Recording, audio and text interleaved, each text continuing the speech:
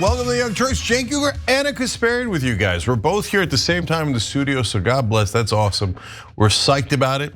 All right, we got a bunch of amazing stories. Mike Walsh. There goes Mike Walsh. Hold on, let me save it. Okay, and he doesn't down. Sideways goes Mike Walsh. We'll get to it. So then Israel starving the children of Gaza, of course. We'll tell you what percentage of the land that they have taken in Gaza while they're doing self-defense several years later. Okay, so a lot more to come on that. Huge turmoil overall in the Trump administration. And then Carville and David Hogg throw down, finally in the same room, okay? With a little twist. Yeah, a little twisty twist. Also twisty twist on Daily Wire, Ben Shapiro, Matt Walsh. What's going on there? Is a little bit of drums? Interesting. And then at the end of the show, two fun things for you guys. One is we're gonna do the Belichick story, and on TYT.com we have a fun poll.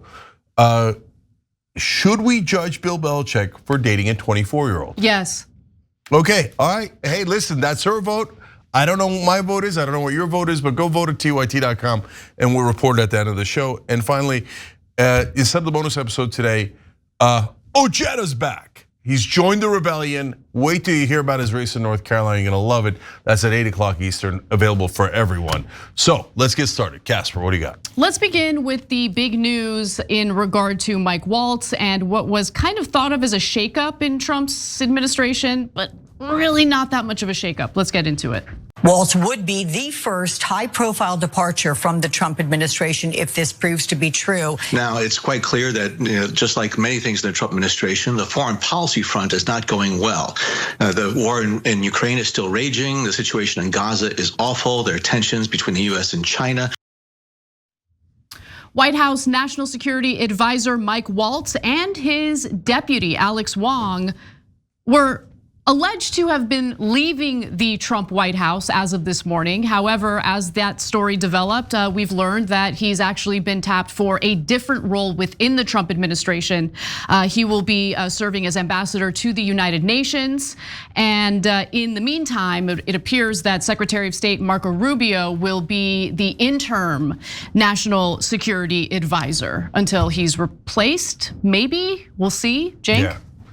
Sideways goes Mike Walsh. Sideways goes Mike Walsh. So he's not down and he's not out, but he's hurt, dog. Don't ask him if he's all right. Now, the really interesting thing about this story is why? Because a bunch of neocons were brought into the Pentagon and people against the war with Iran were taken out of the Pentagon. But Mike Walsh is a neocon and now he's taken out of the National Security Advisor role. What in the world is going on?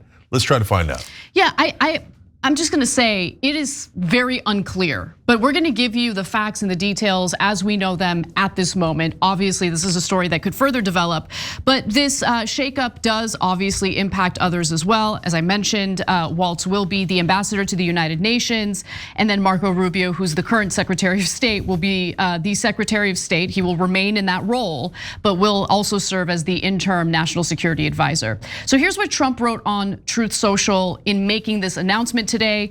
I will be nominating Mike Waltz to be the next United States ambassador to the United Nations from his time in uniform on the battlefield, in Congress, and as my national security advisor.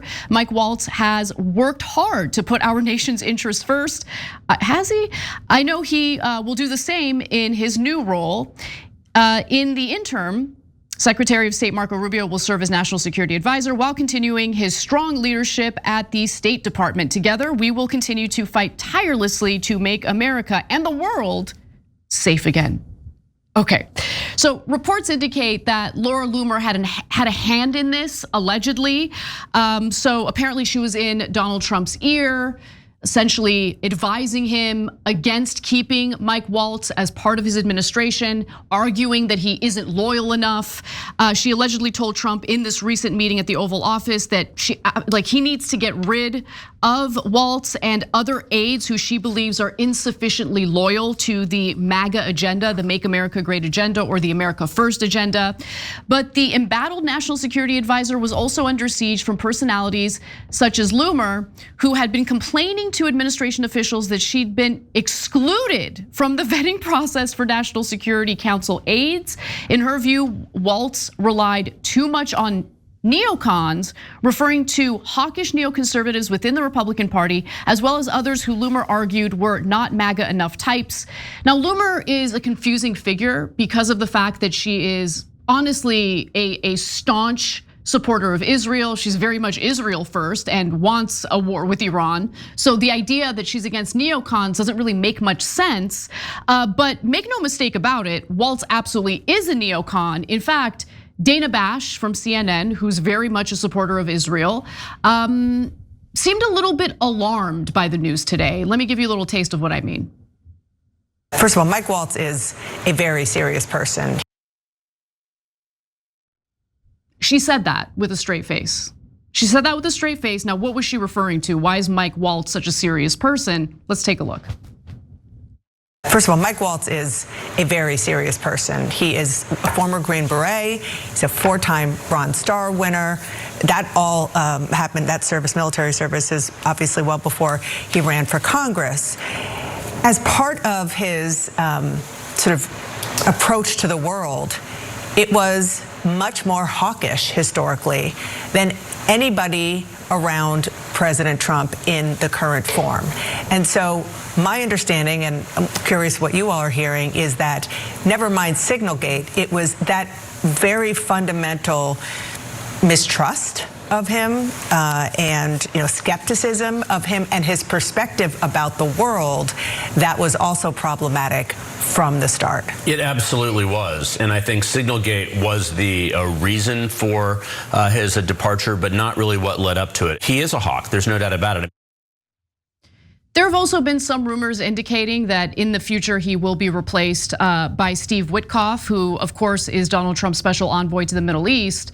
I should note that he is not loved by the Israeli government. In fact, Israel's been fighting pretty hard and lobbying behind the scenes to get rid of Steve Witkoff entirely because of the fact that he pressured Israel into agreeing to a temporary ceasefire with Hamas, which lasted about 2 months.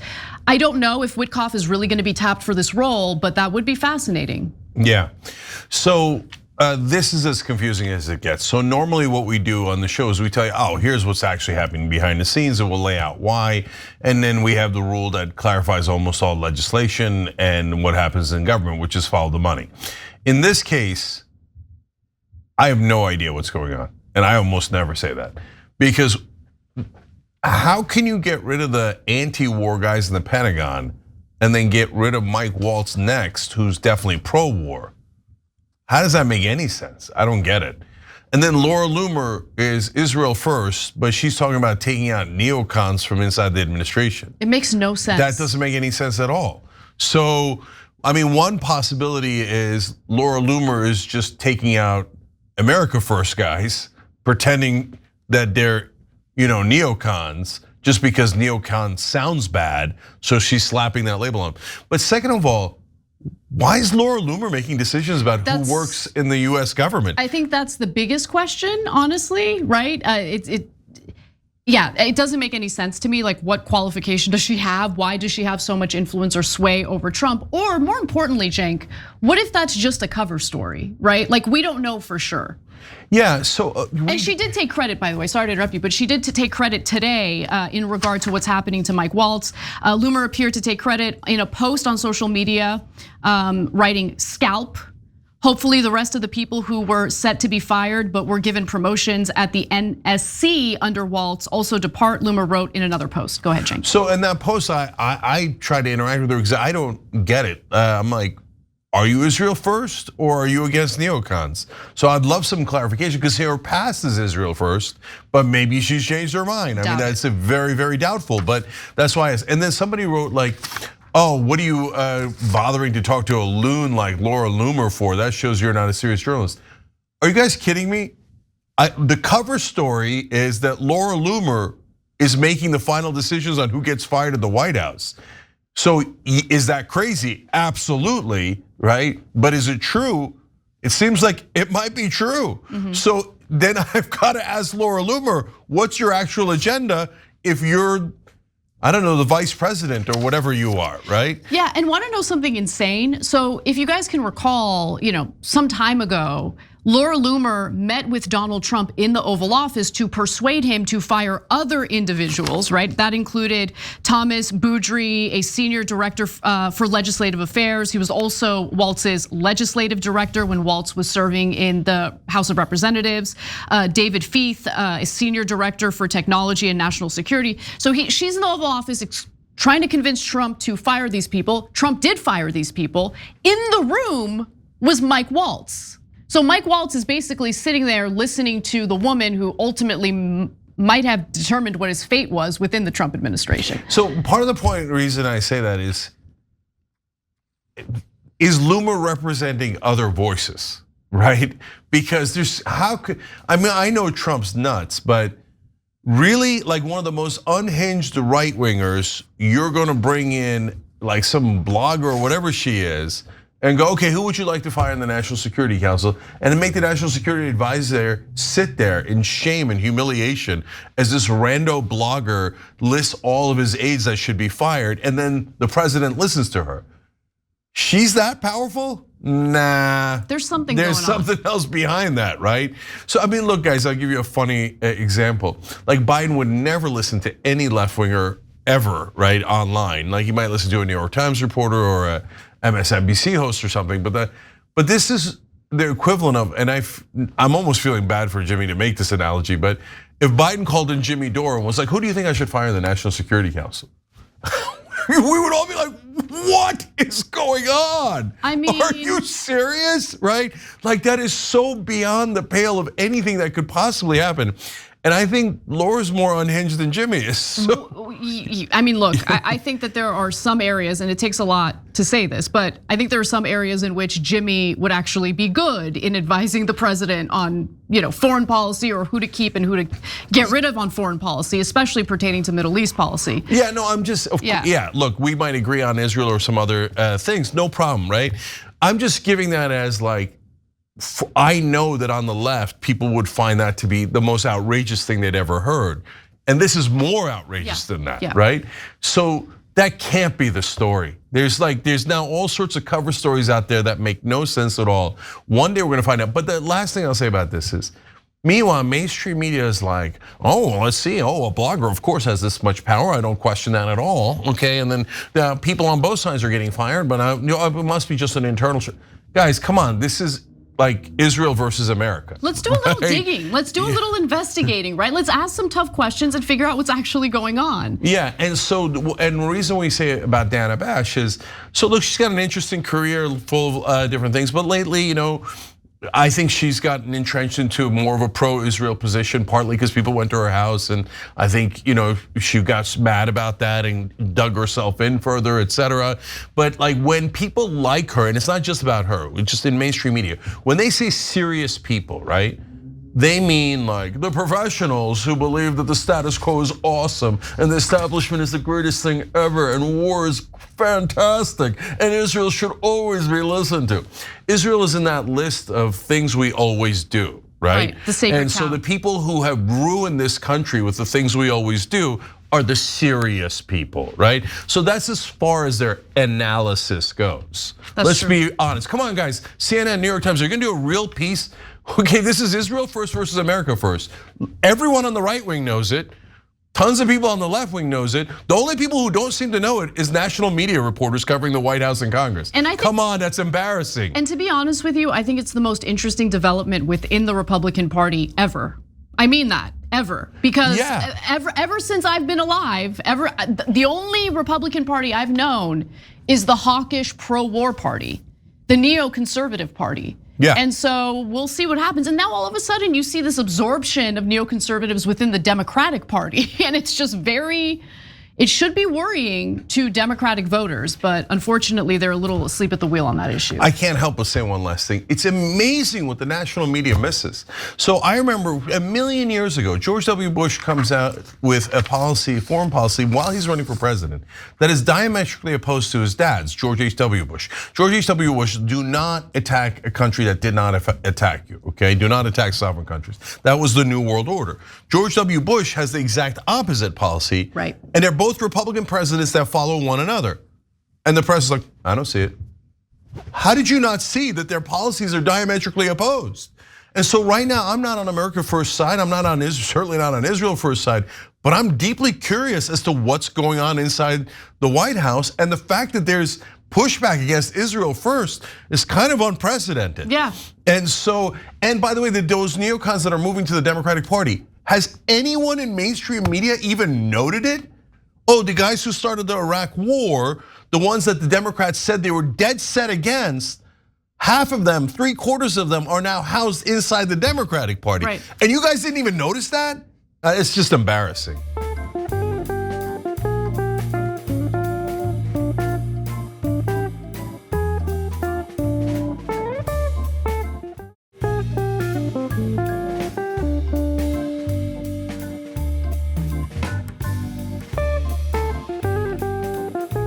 So I want to just talk about one more foreign policy related story before we go to break. And this one has to do with the signing of the minerals deal. Let's get to it. Don't tell us what we're going to feel. I'm not telling you. Because you're in no position to dictate that. Remember this. It appears certain that no deal could ever come after this. President Zelensky left, leaving the minerals deal on the table. Then came this surprise meeting. Trump and Zelensky were meeting at the Pope's funeral last week. And today, Ukrainians have heard the warmest language Washington has spoken since President Trump came to power. After a long and tumultuous negotiation process, the United States and Ukraine have officially signed a minerals deal that allows the US to share future revenue from Ukraine's natural resources. Now, some are kind of trying to present this as a major loss for Donald Trump, since there were some important concessions that he made in getting this deal signed, but I don't see it that way. I actually think this is better than what was initially agreed upon between the United States and Ukraine. And the reason why I say that is because Ukraine isn't going to be fleeced the way it would have if Donald Trump insisted on the initial terms of the first deal. Now, the current deal was supposed to be signed all the way, or the initial deal, I should say, was supposed to be signed all the way back in February when Trump and Zelensky had that fiery Oval Office meeting where JD Vance unfortunately did not help the situation and devolved further with his involvement.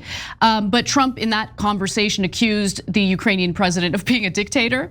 Now, last month, the agreement dubbed the United States-Ukraine Reconstruction Investment Fund finally came to fruition. And it does create a US-controlled investment fund that would receive revenue from Ukraine's vast natural resources. Right, Cenk? Now, so I'm curious, before I get to the deal itself and the terms within that deal, what your thoughts are. So I hated that we were trying to randomly rob the Ukrainians of their natural resources before we agreed to help them broker a good ceasefire and negotiations with Russia. And we made that our top priority. First, we got to get paid. And one of those precious minerals is lithium, which goes into the batteries in Tesla, right? So we've made a deal, but now I think I might be pretty happy with it. So I'll tell you why after you get the details. Okay, perfect. So just to give you a few details about this deal itself, Ukraine controls more than 100 major deposits of critical minerals, and that's according to a study by the Kyiv School of Economics, along with modest oil and natural gas reserves. So that's what Donald Trump has been eyeing, and what you're about to hear are some of the more granular details about the deal itself. Let's take a look. It centers on US access to Ukraine's vast resources under its soil. That includes oil and gas, but along with critical raw materials, that's like graphite, titanium, and uranium for aerospace and technology.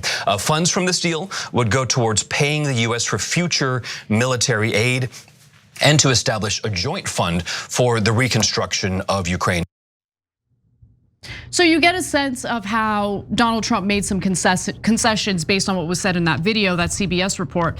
Now, it is significantly watered down from what Trump originally was demanding. So for instance, he was initially demanding $500 billion or a $500 billion share of Ukraine's rare earths and other minerals in exchange for military aid that we've provided to Kyiv.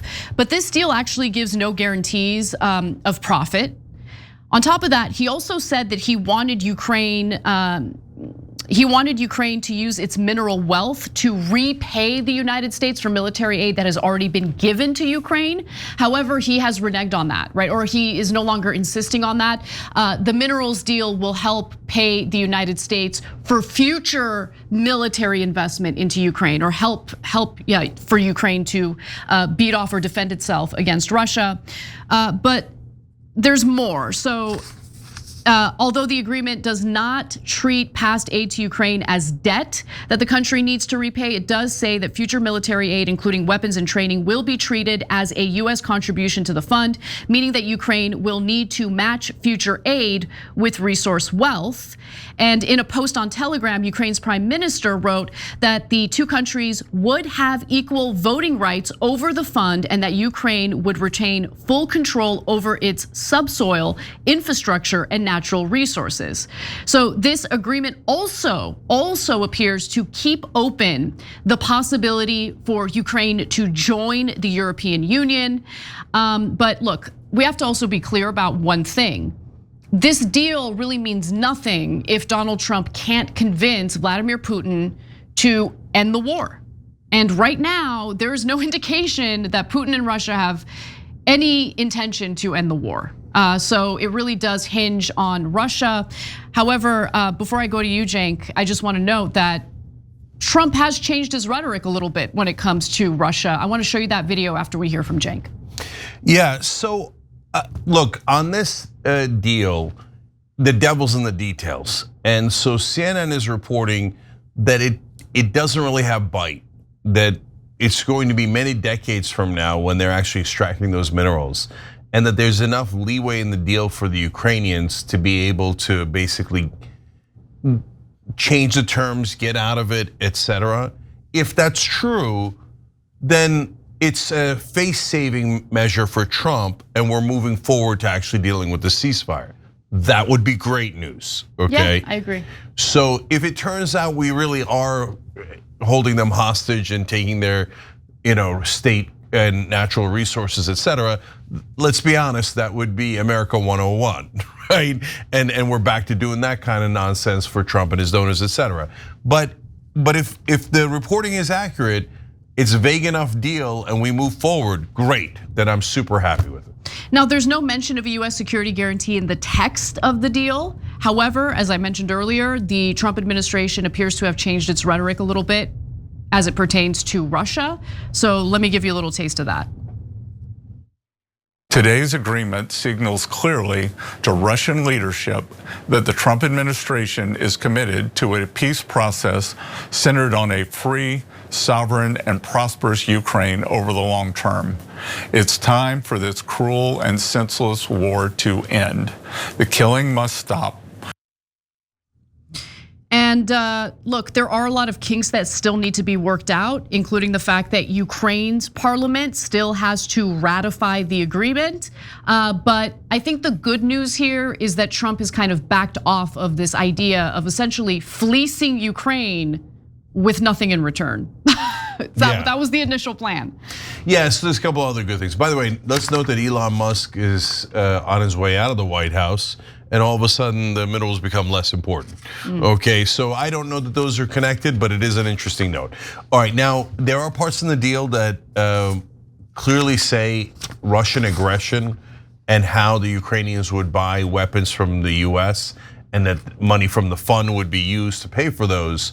So that is in writing, the US saying the Russians are the bad guys and we might sell more weapons to the Ukrainians. So that's the second piece of good news here, because that's basically Trump administration saying, Vladimir, stop.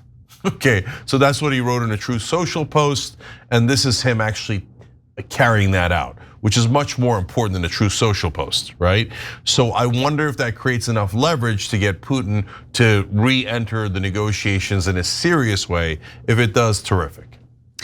All right, we got to take a break, but when we come back, I want to stay on the topic of foreign policy or what's happening internationally. So we'll talk a little bit about the latest in Gaza, including the starvation tactics that are being waged against the Palestinian people, and the insane amount of land that Israel is now currently occupying in Gaza. That and more coming up, don't miss it.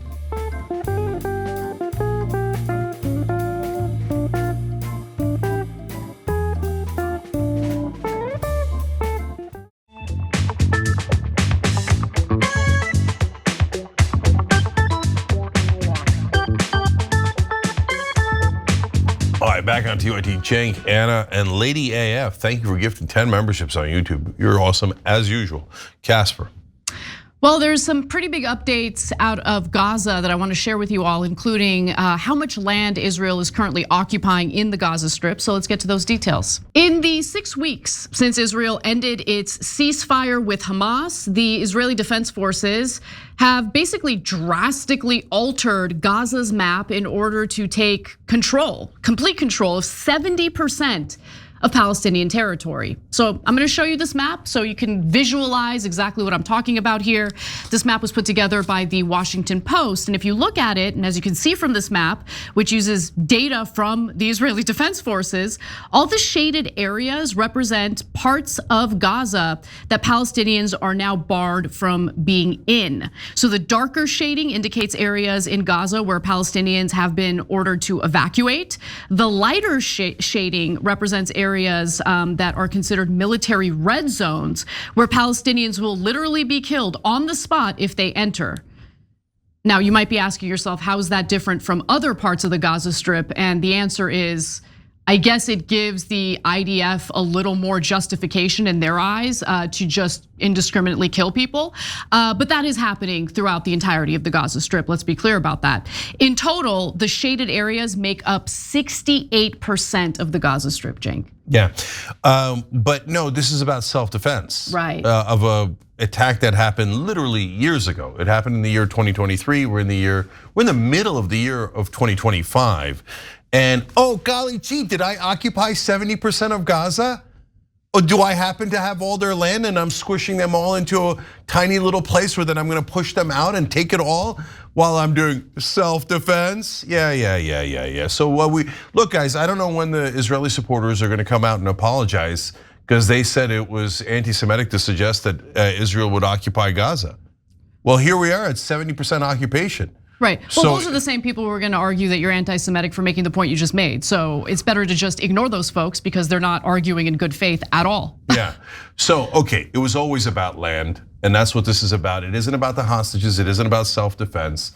It's about stealing that land, which they're in the middle of doing now. But what's much worse is how they're starving the children to death. So let's tell you about that. I do want to tell you about that. So I should note that recent evacuation orders, according to the Washington Post, have covered border areas and population centers that have displaced more than 420,000 people, according to the UN Office for the Coordination of Humanitarian Affairs.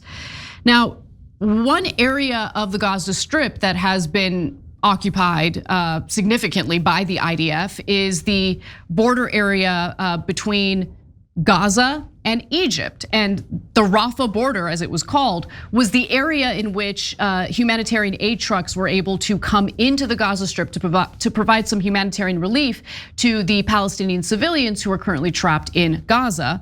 But now there is a complete siege on the Gaza Strip because of the fact that the IDF has complete control of the Rafah border crossing and the Philadelphia corridor. So basically, Israel has refused to allow any humanitarian aid into the Gaza Strip for months, okay? So for nearly 2 months, Israel has carried out a total siege of Gaza, refusing to allow in a single truck of humanitarian aid or commercial goods, the longest period Israel has imposed such a total blockade. They're using this as a weapon of war. Let's just be clear about that. Of course, that violates international law. They're committing war crimes by doing this. But since Israel is backed by the military superpower, the United States, they're able to do whatever they want with impunity.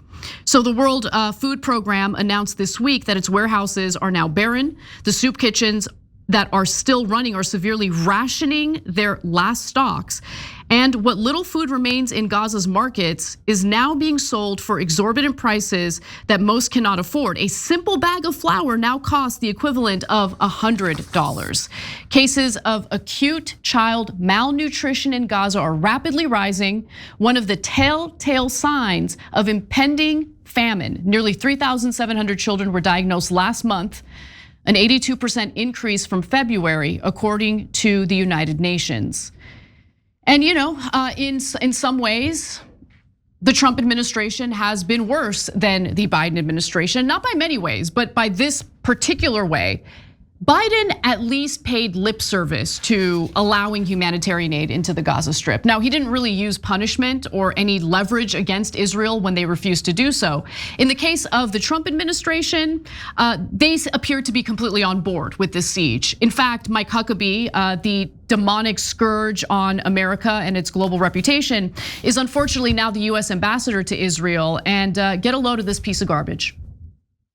Dr. Hanan Balki, who is the regional coordinator for the WHO for the Eastern Mediterranean region, called upon me to put more pressure on Israel to bring humanitarian aid to the people of Gaza.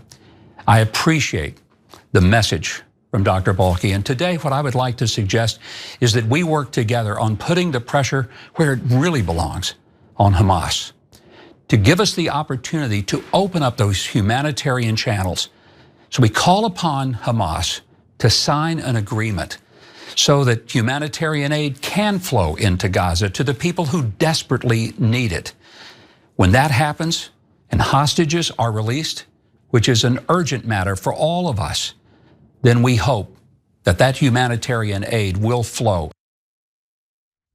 I want to be clear, using starvation as a weapon of war, which is what Huckabee very clearly and brazenly was advocating for in that video, is a war crime. Also, it's abundantly clear from Netanyahu himself, the prime minister of Israel, that getting the hostages back is not the priority here. Let me give you his direct statement, verbatim. We have many objectives, many goals in this war. We want to bring back all of our hostages. That is a very important goal. In war, there is a supreme objective, and that supreme objective is victory over our enemies, and that is what we will achieve. In other words, who gives a damn about the hostages? We want to take over Gaza, and we're going to do that by any means necessary. Cenk. By the way, the hostages might also be starving to death right now. Yeah, because they don't care. Like, there's no food in Gaza, so how are the hostages going to eat? So, okay, but they don't care about the hostages at all. Netanyahu couldn't care less. He's like, I'm about to steal all of Gaza. You think I care about 24 or 59 Israeli lives? I don't care about them. If I cared about them, I wouldn't have let the hostages there. I wouldn't have dropped bombs on their heads. They were in the buildings I was dropping the bombs on. We know the released hostages said, yeah, Israel was dropping bombs on us.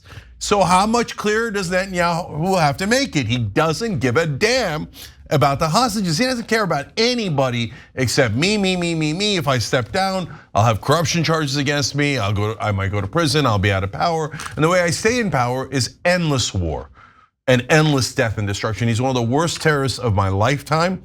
That is an indisputable fact. If you say there's only two excuses that they ever make, which is no, if a government kills children and slaughters innocent people on purpose, it doesn't count. It doesn't count. Only if the powerless do it, we call it terrorism, right? But if a government does it, then it's wonderful state action, right? The second excuse is Huckabee's excuse. Hamas made us do it. Right. Is that right? Okay, so guys, I'm asking you, whether you're right wing, left wing, whatever wing you're in, right? Is there any force on earth that can get you to starve 3,700 children to death? No. Because right now, those kids who were diagnosed with acute child malnutrition last month are about to die. One of the kids, like the CNN had a story, one of the kids is 5 years old, is down to 20 pounds.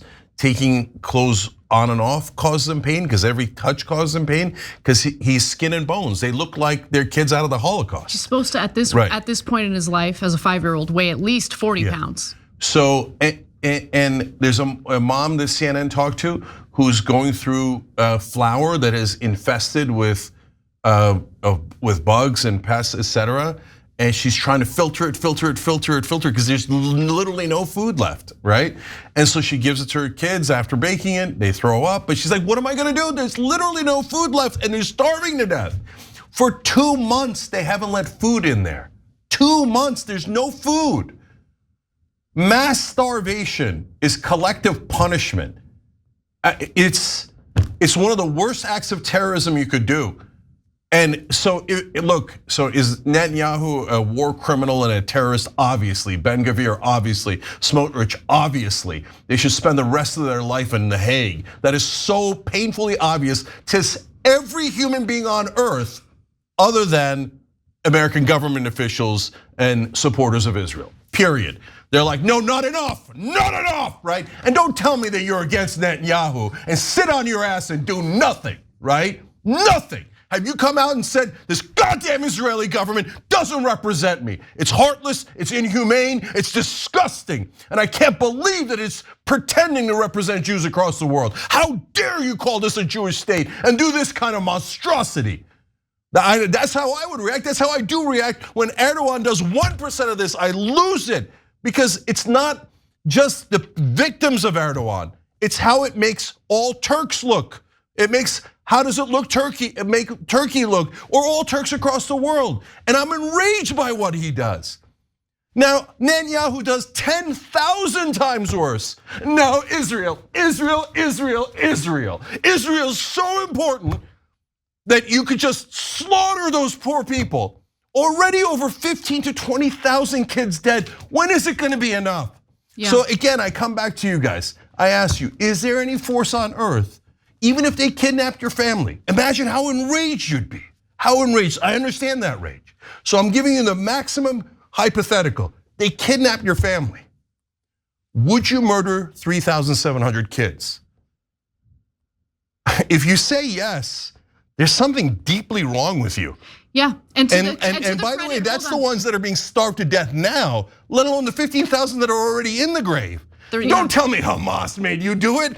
You are choosing to do that. You are choosing, Hamas killed 36 kids.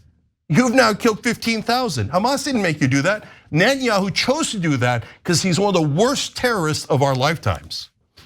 Final thing I'll say about this, even the family members of the hostages don't want this. And I give them a tremendous amount of credit for continuing to speak out, continuing to protest the Israeli government and Netanyahu, because that shows their deep level of humanity. To want this war to end, to want the slaughter to end. Because by the way, they also know that's the only way to actually get their family members back. But that's not the priority for Benjamin Netanyahu. We got to take a break. Okay, no, I'm gonna say one more thing. Okay. So the EU and the entire world is against this, right? There's only one country left supporting Israel, and that's America. And Mike Huckabee is a Christian Zionist lunatic. He believes that if Israel murders enough Muslims in that area, that Jesus will come back and murder the rest of us and kill at least 7 billion people. So that's the lunatic, the escaped mental asylum patient that we have as ambassador to Israel. So he's enjoying the slaughter of those innocent people while pretending to be a Christian. And if you think that represents Christianity, Jesus, you have a terrible, terrible, terrible view of Christianity. I don't think it does. So these monsters are pretending to represent Christians and Jews and America and Israel. So there's nothing that America can do because our politicians are the most corrupt people on earth. So the American voters are already 100%, not 100, but a minimum 80% against what's happening in Israel. But 80% of American voters don't matter at all. The only thing that matters is corruption and money for the greedy asses in Washington, okay? So that's why I say this message to good people in Israel. You are literally the only people on earth that could stop this slaughter. If you don't get Netanyahu out, what you're saying is, I'm good with the slaughter. Oh, we're gonna starve children to death? That's what Israel stands for now. That's not my decision to make. That's your decision to make, and you haven't, I mean, in a sense, you've already made it, but you couldn't reverse that decision. You can say, this monster doesn't represent us, and we're not gonna starve those children to death. Israel, it's your choice. Don't come crying later and talk about BS anti-Semitism after you make that decision. If you murder those kids, that's on you. That's not on anyone else. So turn around right now, for God's sake, turn around. If you don't turn around, don't come crying later about how people don't like you. Oh, what? We murdered tens of thousands of children. We starved human beings to death. Gee, I wonder why people don't like us. Wow, that's so complicated. Let me try to figure it out. No, that's why, turn around. I still believe you can turn around. Well, I hope I'm right. I hope that that Israel finds its moral core and ends this despicable monstrosity.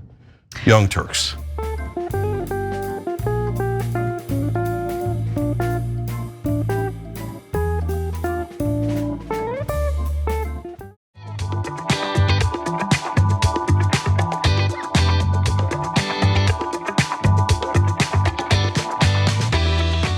All right, back on TYT, Cenk and Anna with you guys, and one of my new favorite guys, Johnny Diamond, gifted 20 memberships on YouTube. Appreciate it. I'll read your super chat later in the show.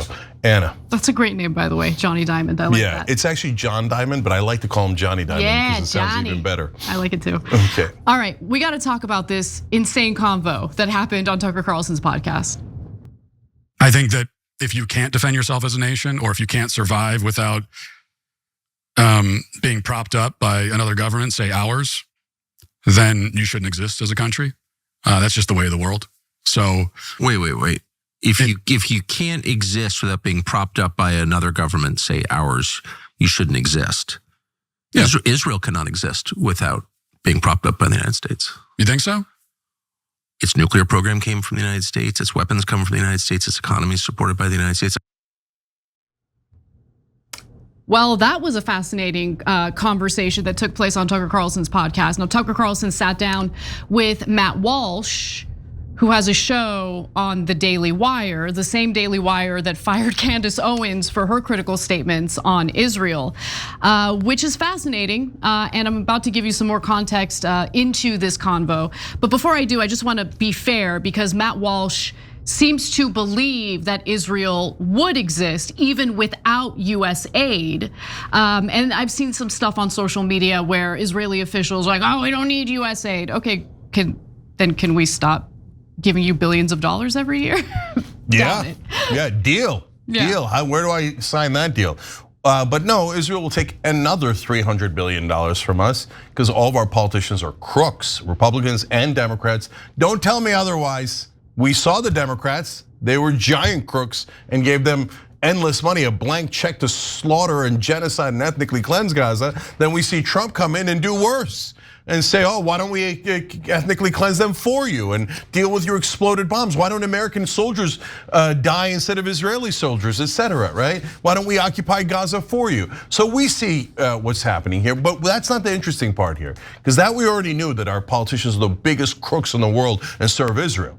Okay, what's interesting is Matt Walsh working for Ben Shapiro, talking about how maybe Israel shouldn't exist if they're gonna keep taking money from us. So look, for Matt Walsh, and I listened to the entirety of this conversation, the whole podcast episode, and I thought it was interesting. There was a lot I disagreed with, but when it came to this particular topic, Matt Walsh isn't really saying things because he has something against Israel or he's ideologically opposed to Israel. He is genuinely opposed to us using our resources on any foreign government, including Israel. So with that in mind, let's give you some more context in regard to this conversation. I want to give you a fuller look at how this went down. Israel cannot exist without being propped up by the United States. You think so? Its nuclear program came from the United States. Its weapons come from the United States. Its economy is supported by the United States. I'm not attacking Israel. I'm just saying, in point of fact, I think that's true. And I mean, Israel thinks it's true, or they wouldn't have armies of lobbyists and influencers in the United States. Bibi wouldn't have shown up twice in the past 3 months. Yeah, I mean, the way, from my perspective, it seems like they can handle themselves quite fine. But any country, if there is any country out there that fundamentally cannot exist without being subsidized by American taxpayers, then not only should that country not exist, but that country already does not exist. It's not really. That's interesting. It's not really a country, right? No, it's. And unless we want to go back to the old way, which was, back in the bad old days, when we did real empires, if you want to just be conquered and you're going to be you're going to be a vassal state of ours, and we're going to sort of own you, then that's one system. But we don't really do that, at least not directly anymore.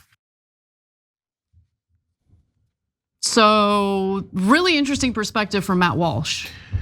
Yeah, so I mean, there's two different issues here. Number one, I made a super bold prediction at the beginning of the Trump term that the right wing would turn on Israel. And people thought I was just totally nuts. The right wing has supported Israel way more historically here in the US than the left wing. There's Tucker Carlson and Matt Walsh talking about how either Israel should stop taking money from us or they shouldn't exist. It is incredible. No left winger has said anything like that. Like the right is now outflanking us on F these guys. Why do they keep taking our money and keep doing these?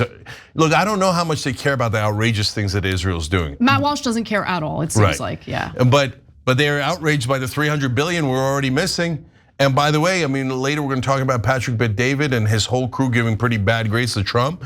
And one of the things that they're most pissed about is where's the Epstein files? And people are now talking, and then another witness committed suicide.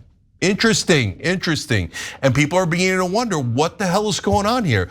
Who's the vassal state of who, right? Are we sure that Israel's our vassal state? Or are we their vassal state? Even though we're giving them the billions. Right, I know, look, they shut down any conversation about this for 50 years in America. And they just, all they would do is they will label you a racist, a bigot, an anti-Semite or whatever, right? But who took 300 billion from whom? And for what reason, right? So these are factual questions. Are facts anti-Semitic? So 300 billion in adjusted inflation dollars went from the US to Israel. Here's what came back, absolutely nothing. And when you say, hey, well, you didn't give us any money, you didn't give us any tangible things, what did you give us? They say, oh, we gave you intelligence. Intelligence on what? Which of our enemies to kill? Wow, thank you so much. I didn't know you were that helpful. Okay, so now there's a second issue, which is, hey, what's going on at the Daily Wire? Hold on that, okay? Because I do want to go to one more video from this exchange between Walsh and Tucker Carlson. Now, Tucker Carlson does most of the speaking here because he wants to talk about what he loathes about some Trump voters in the United States. And Walsh seems to agree with him. Let's take a look. It's all Trump voters, right? In my feed. They're yelling at each other over mostly about Israel, but also about Ukraine, but about foreign countries. That's what they're mad at. I mean, they're totally obsessed. And by the way, I think it's legitimate to have views on all four. I've got a million views on a million different foreign countries, including those two. But that's their overriding concern. It does seem, I hate the word but it does seem like by design, someone has sapped the vital energy from Trump's voting base by convincing them that what's happening in these foreign countries is more important than what's happening in their own. That's what I see. Do you see this? I do see it, and I don't understand it. I don't understand why. How do we get to a point where the dominant conversation in this country is about what's happening in other countries? I don't understand it. Now, I just want to say that the rest of this podcast episode touched on all sorts of issues, and they have all sorts of takes that I am just diametrically opposed to, including criticism of gay marriage, all that kind of stuff, social conservatism that I'm not on board with at all. But I'm able to look at this conversation on a case-by-case basis, issue-by-issue basis, and say, Tucker Carlson and Walsh are absolutely right in the video clip that we just showed you. How can you on one hand argue that you are voting in favor of an America First agenda and then turn around and passionately argue in favor of us not only giving foreign countries our resources, more importantly, argue in favor of us carrying out a war on behalf of a foreign country, which of course in this context is potentially going to a war with Iran on behalf of Israel, something that Tucker Carlson, to his credit, is very much against doing. Yeah, so if you say, hey, are you willing to ally with Tucker Carlson on preventing a war with Iran? Yes, Of course I am. Absolutely. No, let's go to war with Iran because I hate Tucker too much. I mean, what kind of a weirdo egomaniac would think like that? There's a lot of people out there like that, well, unfortunately. Actually, okay, I shouldn't name names. Yeah. Okay, but so a lot of our members are writing, and this guy's got a funny name. We read him all the time during the social breaks. Jenks left tricep and fury is his handle on TYT.com, and he said, I can't believe I agreed with Tuck on something. Mark this day. But tons of people are writing in like that. Why? Because we're now opening our minds. Before it was tribalism, right? If you disagree with someone, you have to disagree 100%. But wait a minute, what if they agree with you? Do you still have to disagree 100%? And yet the tribalists say yes. If they have your position, you should flip your position to be the opposite one just so you could oppose them. Okay, all right, that's all right. If you want to be a maniac, that's your business, not my business, okay? Yeah. So I can disagree with everything else Tucker Carlson says and agree with this. Okay, I know you want to get to Daily Wire, but I have to show you 2 more videos because it's specifically about Ben Shapiro. So that does it for the Matt Walsh Tucker Carlson part of this conversation, and it is relevant because Matt Walsh is still at the Daily Wire. Now, putting that aside, before that conversation went down, Tucker Carlson went on Megyn Kelly's podcast and touched on some of the criticism that he's been dealing with coming from Ben Shapiro himself. Let's get into it. I'm just looking at it from an American perspective. I don't want my country to be further weakened, and my fellow citizens to die yet again, my federal treasury to be drained yet again on behalf of an idea that's clearly stupid. Like, I think it's important to say, wait a second, is this a good idea? Can we actually do what you say we can do? For doing that, I have been attacked as a tool of Iran. I'm a freaking Episcopalian. I am not Shiite as a tool of Qatar. It's like one of our closest allies in the world. The largest American air base in the Middle East is in Qatar. They're a close ally of ours. And all of a sudden it's like, oh, you're taking Qatari money. I've never taken a dollar from any government. I mean, are you joking? So Tucker Carlson has been accused of taking Qatari money because of his criticism of Israel, him being willing to question whether or not it is a good idea to go to war with Iran. And one of the main people who's been making these arguments against Tucker Carlson happens to be Ben Shapiro, who of course is a staunch defender of Israel. So he addresses that in this next clip. And these are people who are acting on behalf of a foreign government, telling me that I'm unpatriotic. And I try not to get like crazy angry about it, but it's hard because you see these people, Ben Shapiro or these shills like come out and like attack you personally because he was on he was bashing you just this week. But it's what's so infuriating is like I'm 56 in 2 weeks, so I've watched this. I was in Iraq. Like I'm not an expert on anything, and I would never claim expertise. I try not to claim expertise I don't have.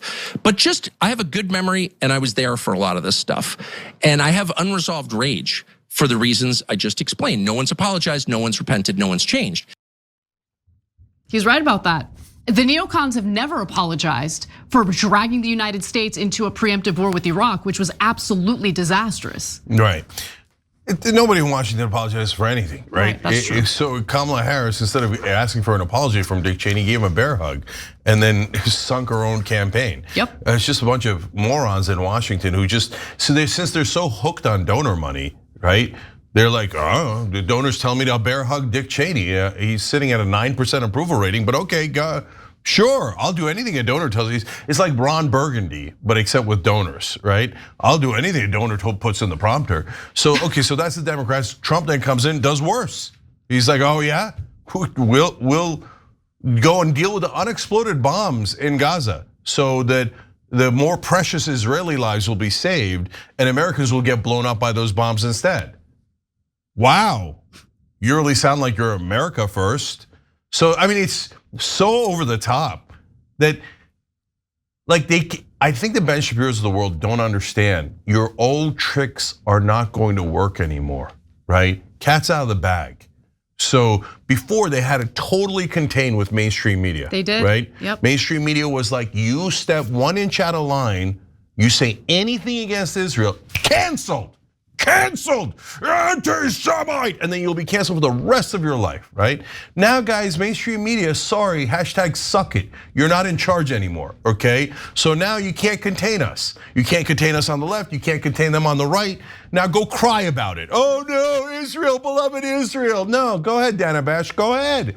Go ahead, I don't care. No one cares about you anymore. We now know what the hell's going on. Some country took $300 billion and it wasn't us, it was them, right? And right now, Israel's starving the children of Gaza, hasn't let in food for 2 months, those monsters, okay? It's not all the Israeli people, it's the current government of Israel.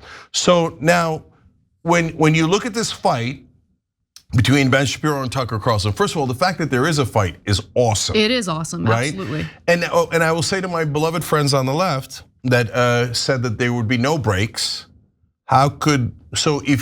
we must hate Ben Shapiro, obviously. We must hate Tucker Carlson, obviously. What happens when they disagree? Does not compute, does not compute. Hate both of them, cannot know what they agree on. Okay, all right, well, Do you have a side? Do you have an ideology? Do you have any ideas of your own other than must hate all right-wingers and oppose them 100%? Okay, on this issue, I am on Tucker Carlson's side and not on Ben Shapiro's side because I have a mind and I use it. It's for independent judgment, okay? Right. On other issues, I disagree with both of them. Okay, so now let's go to the Daily Wire drama. So first of all, Ben Shapiro's picking all the wrong fights, okay? Yes. You're gonna mess around with Tucker Carlson on the right wing. Have at it, Hoss. Good luck. Let's see how it turns out. Okay, number two, now that you're having financial troubles, did I say that out loud? All of a sudden, it's not just Candace Owens anymore. Now, your boy Matt Walsh, your big star, right?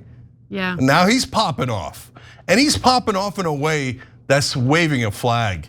You think we're not gonna notice that? You think Matt Walsh doesn't know that we're not going to notice that, okay? That's him firing a shot across the bow. I mean, because that's not just, hey, maybe we should stop giving them money. That's, maybe if we keep giving them money, they shouldn't exist. That is that's not a shot across the bow, that hit the bow.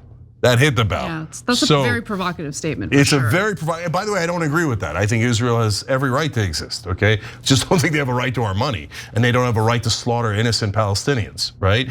So now, Matt Walsh and Tucker are now more anti-Israel than the left, and that is fascinating. Okay, and again, anti-Israel and pro-Israel is not the right way of looking at it. We're just not. Yeah, critical of the current Israeli government, certainly, right? So, but there's something going on at the Daily Wire because people know where their bread is buttered, and all of a sudden, the bread appears to be unbuttered. So the natives are growing restless.